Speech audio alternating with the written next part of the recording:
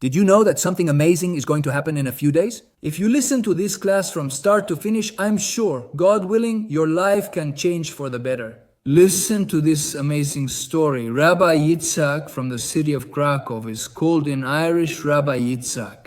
He had an amazing dream. Listen to this dream. It could help your life and success today. It's truly amazing. He had a dream, not once, not twice, but several times the same dream, repeatedly and over again.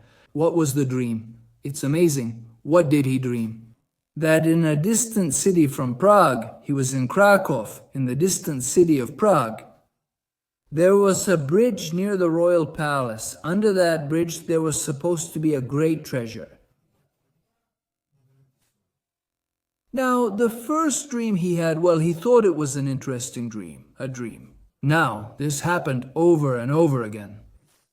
He was someone poor, and he said, what should I do? Did going to Prague really mean risking everything? But he had an intuition that it was something real, and so he decided to travel. And Rabbi Isaac traveled. He traveled beforehand. He spoke with his wife, he consulted with his wife, the tzaddiket, his wife, and she supported him. And they decided to invest in that trip because they understood that obviously repeatedly dreaming the same thing was not something random, obviously. Obviously, with a lot of faith in God, they understood that this could have some reason to be, obviously. Without great imagination, but they said, let's give it a try, let's test it. Very well. Obviously, they had food at home, but did it really mean spending their savings? Basically, very well. He traveled, he arrived. Suddenly, obviously, near the royal palace, near where the king lived, there were police officers, there were officials, there were soldiers. And he, as we said, the bridge was very close to the royal palace, so he started walking near the bridge. Suddenly, his soldiers asked, "Who are you?" and told him, "I'm not from here. Please step aside." And really, very sad, knowing that he couldn't start digging a well there on the bridge, and he also didn't know exactly where he started walking nearby. The officer in charge of the guard watched him. And one day, then another and another, very well. One evening he said to him, "Could I speak with you, please?" Yes, of course. I said, "Who are you?" "You?" "No." Did he tell you his name? He said, "I'm from a distant city, but shared little else." Because Rabbi Isaac knew that where they might doubt him about something, it was dangerous. He addressed him vaguely, "I come from far away." "Fine." This respectful officer said, "Look, I see that you have been here for several days. I don't quite understand. I am the officer in charge. In a way, I am obliged to ask you. This is a bit suspicious." Then he said, "Look, In short, the officer said, "Tell me the truth. What are you doing here?" Rabbi Isaac understood that the officer was someone who seemed like a good person, who didn't want to be negative. He said, "Look, I'm going to tell the truth. I had a dream, not just once, but several times. In my hometown, Praga was considered very far away, though it's actually here. There was a treasure under the bridge near the royal palace." Suddenly the officer looks at him, starts to smile and says, very curious, he says, "Do you believe in dreams?" "Tell the truth," the officer says to him. "No, but to be honest, I had the same dream several times. I realized there is no such thing as chance. God, the Creator, must have a reason for giving me the same dream. I said, let's give it a try. At most, it's just some savings I put aside for a while. I'll try.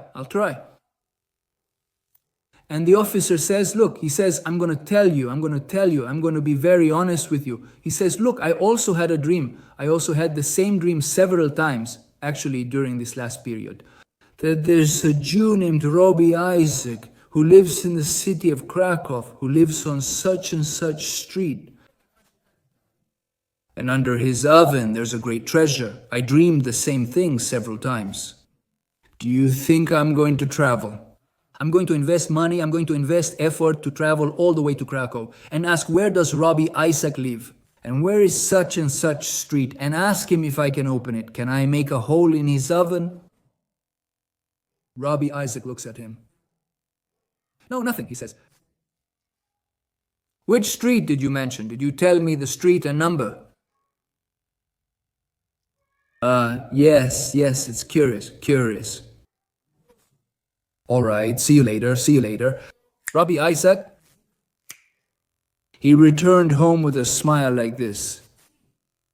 What happened? The soldier? The officer told him his name. He hadn't told him his name. He told him where he lived. He told him where the oven in his house was. And what did he understand? That what he had dreamed was real. There was a treasure, but not in the sense of actual gold coins in that place, but the treasure was the information he received. Therefore he traveled to his home, dug a hole under his oven, and indeed, to the surprise of the whole family, they found a treasure. They became wealthy. And he did. He built a synagogue that is named after him, Isaac Shul, the Shul El Shil, the synagogue of Rabbi Isaac in the city of Krakow. Impressive. Now, I told you at the beginning that something impressive is going to happen in a few days. It's impressive. Listen. Please connect the dots as I share a lot of information with you. Not too hard to understand, but a lot of information. If you connect the dots, I'll try to help you too. But you can get tips. But an incredible spiritual, even material wealth for your life. Relevant today. Impressive.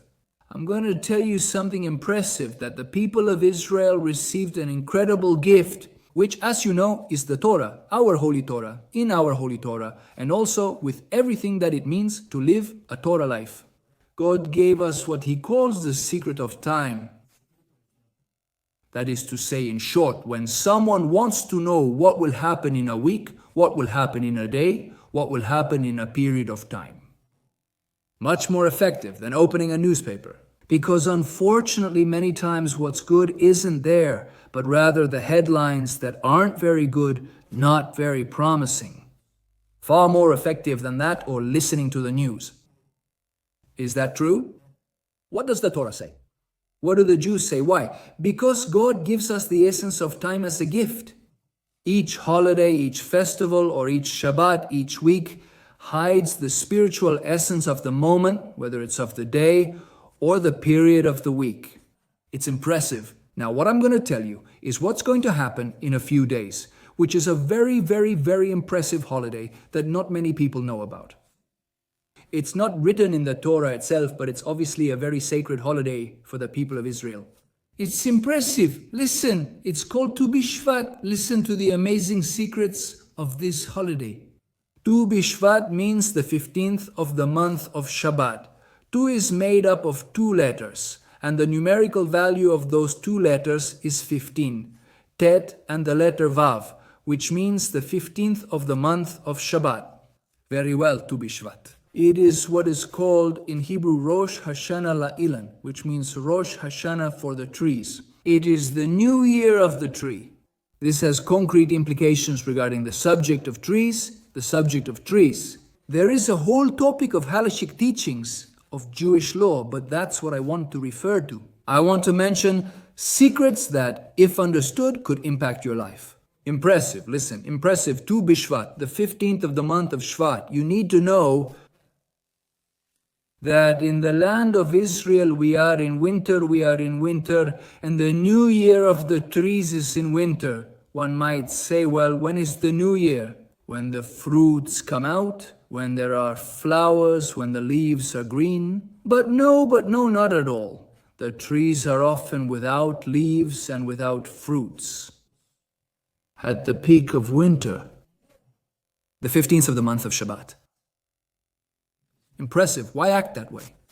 Listen, this is impressive and important for you. You have to know that in this season, in winter, the tree is moving with an impressive atomic energy in a hidden way. that our eyes cannot see. Our eyes see a tree without leaves or with very few leaves, without fruit or maybe with some fruit. Ulai, maybe one that's left or something like that, but a tree, you might say, poor tree, poor tree. Therefore, from the outside, the situation seems very negative. On the inside, the sap, it boils on the inside. The sap is like the blood of the tree. It boils. And the tree starts to draw water from the spring sources beneath the ground. Therefore, below is impressive. Impressive how everything is alive outside. Nothing's happening. Be aware that in Deuteronomy, Sefer Tuvarim, the Hebrew name for the 5th book of the Pentateuch, says the following. Man is like a tree. That's the message. I'll say it in Hebrew. Ki adam etz hazeh. Humans are like trees of the field. That was the translation.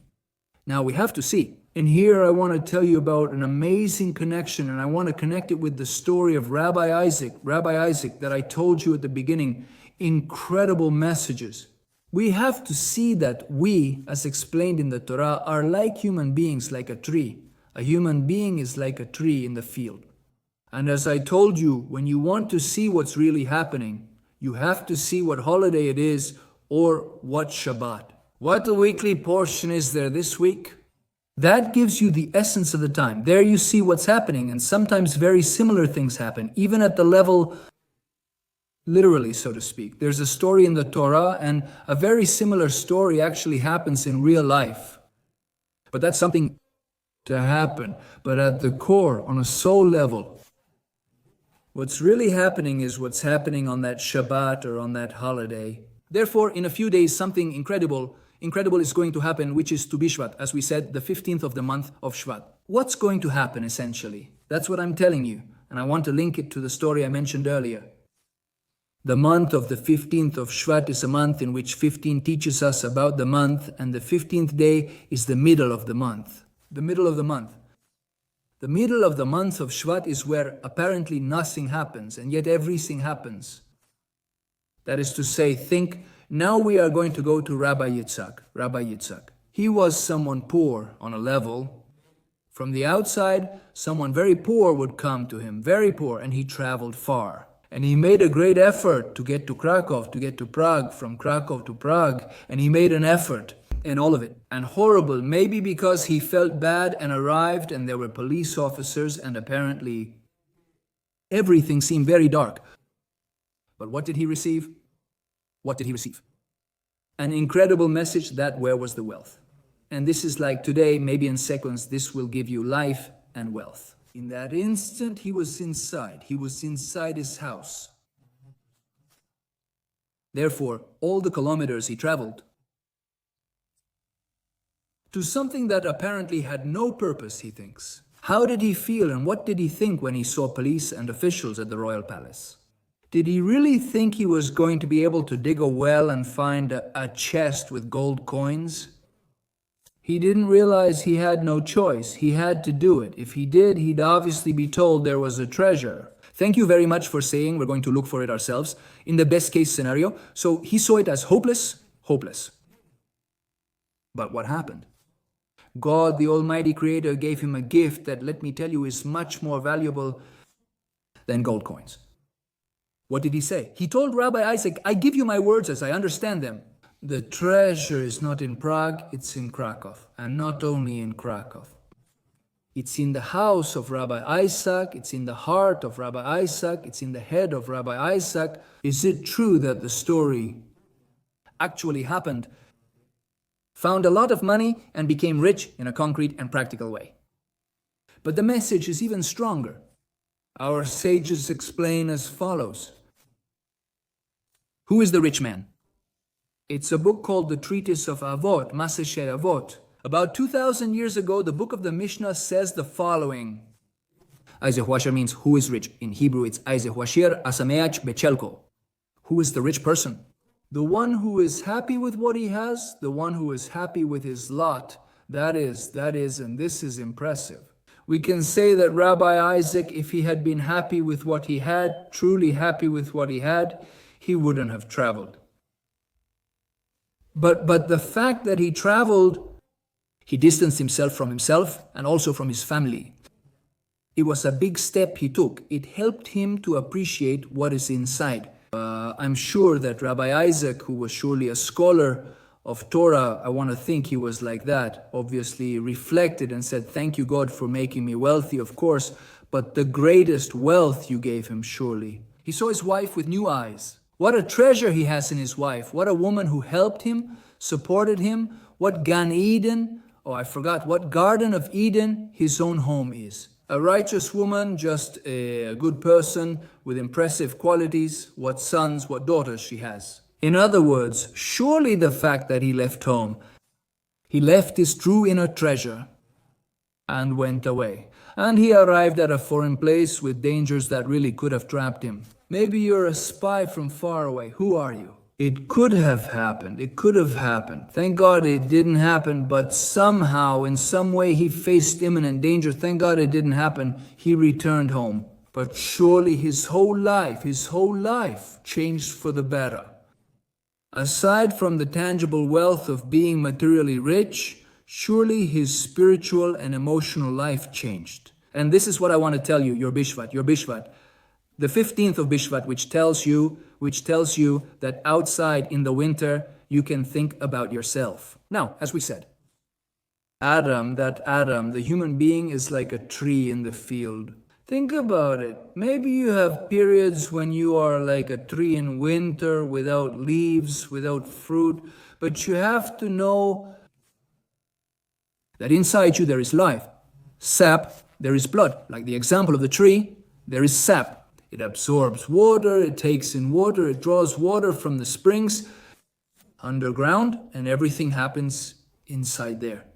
But we don't see that either. You have to know that in you, during times that may be less prosperous, with less blessing apparently from the outside, you have to know that inside you there are incredible treasures. You have to draw water from the wells of the Torah. Obviously, the Torah, you have to know that the Torah, which is the Jewish Bible, this is important not just for Israel and its people, but for the entire world and all God's people. We are the ones in charge with great humility and much merit. And it is a divine gift and also a very great responsibility, obviously with much humility, but it is ours. Our role is to be Or Lagoim, a light for nations. To teach the Torah, we must recognize its relevance to the entire world. Of course, we Jews have precepts that are intended for the people of Israel. And obviously we have in common precepts, obviously like the Ten Commandments, obviously that have to do with the nations of the world. From the commandments, there are other commandments. For example, they are called the seven laws of Noah. That is, if a non-Jewish person fulfills the 7 great laws of Noah, can a righteous among the nations reach impressive spiritual levels? That is, obviously. That's just part of the commandments, obviously. They are universal commandments, great universal commandments. Belief in God, the ban on idolatry, and other well-known commandments are clearly universal. It applies worldwide to all nations. But if a non-Jew wants to ask, well, what are the Noahide laws? They exist, you should know, you can look up the seven great laws of Noah, which are applicable to all the nations of the world. Obviously, the people of Israel have the unique precepts for the people of Israel, of course, but you should know that we are all in the same boat. We are all in the same boat, and we all struggle and move forward together. What is called, on a spiritual level, the Promised Land. Obviously, the Promised Land is the land of Israel. The people of Israel are clearly returning to the land of Israel, as the prophecies state. And you should know that the 15th of Shvat has a lot to do with the land of Israel. In fact, we are accustomed on the 15th of Shvat to set a beautiful table with fruits typical of the land of Israel to be blessed, blessings over the fruits. Impressive, that's impressive. It has amazing secrets, a very strong connection with Adam and Shabbat, Adam and Eve with the fruit, with the food, when they ate from the fruit of the tree. In the Garden of Eden, there is a very strong connection, there is a repair, a correction of that aspect of the tree of the Garden of Eden. It's not our topic now, but just so you know, we have classes on my channel about Adam and Eve, the forbidden fruit. Surely things you've never heard in your life. Whether they really sinned or not, it's impressive. Whether it was an apple or not, by the way, I'll tell you it wasn't an apple, and according to some opinions, it wasn't even a sin. But since that's not the topic, I invite you to search my channel Spiritual Mentors Television. Success is a Journey. There are several classes about Adam and Eve and the fruit. That's just a side note. Now let's continue. Therefore, here we see that there is something impressive, that if you understand that your wealth, it's you, united, the best. For God, the Creator, creates you. He creates you, obviously, but He creates you at every moment. And you have a mission in the world. And if you have faith, obviously, but faith. The Hebrew word emunah means faith, and it also derives from amen, emun, and nimanet, all relating to fidelity. That is to say, when the Jew and also the non-Jew has a fidelity with God, obviously he believes and is faithful to God and knows that God, in His infinite goodness and deep infinite love, created you. And He created each one of us with a purpose. You have a purpose in life, which obviously breaks down into many purposes every day and every moment of your life. Isn't it that you have a great purpose? And the day you fulfill that great purpose, that great journey, and you achieve it, it's over. You have to know that's true. You have a kind of great vision, a great mission in your life. Obviously a mission, a purpose. But every moment of your life is broken down into mini purposes, mini missions. So if you understand that, you know God created you and gave you a toolbox, a small box of tools, which are all your personal qualities, the strengths, the weaknesses you have, everything. Everything is designed for your infinite good, your ultimate good, your higher good, and God gives you all of that for your own good. Therefore, if you make peace with who you are and you are happy with who you are, and obviously you dream of the greatest things, but you don't dream about the next million. Why? Because once you have it, you'll want another million, making you feel poor. What does that mean? Who is the poor person? The poor person is the one who is never happy with what they have. Let's say someone who dreamed of having $1 million. All right, that was his dream. But what happened? Did he achieve it? What do you think happens a few days later? He'll want a second million, and when he gets it, he'll want a third million. What does it mean? That this person is unhappy with what they have? Is he missing something? He hasn't received that million yet, so he's poor. Not poor in the bank. He has millions in the bank, but the realest poverty is what happens to the person. It's not in the bank. There are numbers in a system. It's something even abstract. It's a system of numbers, computers with numbers. It's real. The person can go and withdraw the money. It's real. But if they withdraw the money and feel like they're missing the next million, are they really poor or really rich? What do you think? Clearly poor. Therefore, yes, I invite you to say yes. You incorporate this reality, which is to live with inner wealth, which is to be happy with what you have, to understand that what you have now is what you need. It's what God gives you to fulfill your mission. Are you good at business or just think you are? Do you dream of millions? That's great, but do you dream from inner poverty or inner wealth? Someone can pretend to want to be rich and a millionaire, but for what? To contribute to the world, to have a company that makes, for example, electric toothbrushes, for example. For what? To make it easier for people to have better oral health, easier, more hygienic. This and that. Many employees, lots of salaries, supporting families, projects, NGOs, non-profits. Help, help, help. Her mission is clear. She's skilled in business, wants millions, and is content with what she has, not longing for more. That person is wealthy both financially and personally. But if the person wants more business because they're missing out on the next trending business, and that's the trend. They achieve it, then want more, so they're poor. Therefore, you have to know, there is a verse that goes like this. I'll read it to you, it goes like this. I'll read it in Hebrew, it's a short verse, it goes like this.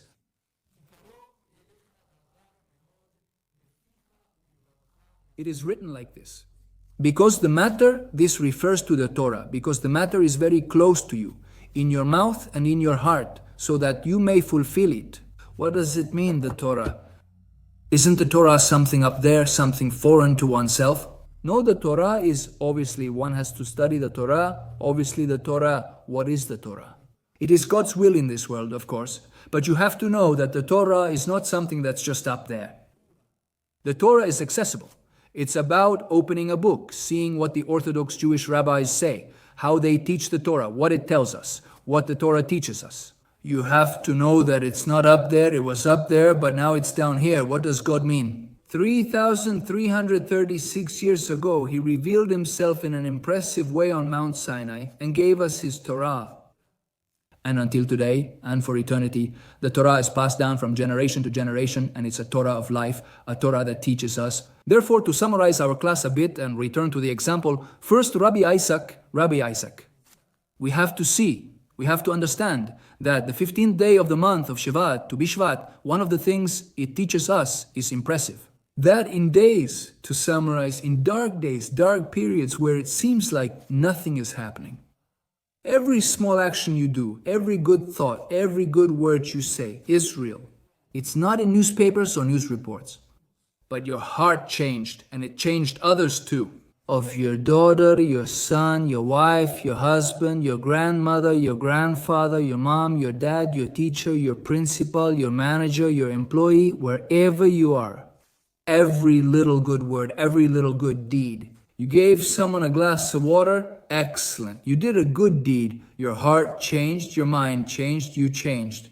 From outside, they take your picture unnoticed. It might look like the same tree with a few leaves. You have to know that's not true. Every good deed, every kind word is life happening inside there. And if God wills it, a day will come. A day will come. For example, in the month of Nisan, it's the month of the Exodus from Egypt, of the Jewish Passover, Pesach. That's when the trees really bloom and then the fruits come out. Of course, that day will come. God doesn't forget anything. Every good thought, word, and action you had, God doesn't forget anything. The Creator, the Almighty, loves you and trusts you. What do you have to do? Connect with God? Connect with God, the Creator who loves you and trusts you, and gives you your free choice, free will, so you can fulfill your mission. Speak to God daily, asking for help as you would a close friend. Our Jewish sages say to express your feelings in your own words and seek His guidance. And so, God willing, you will see delicious, wonderful fruits in your life. And for the good of this world and the good of all worlds, may everything be with success and blessings. Tu Bishvat Sameach. Have a happy Tu Bishvat.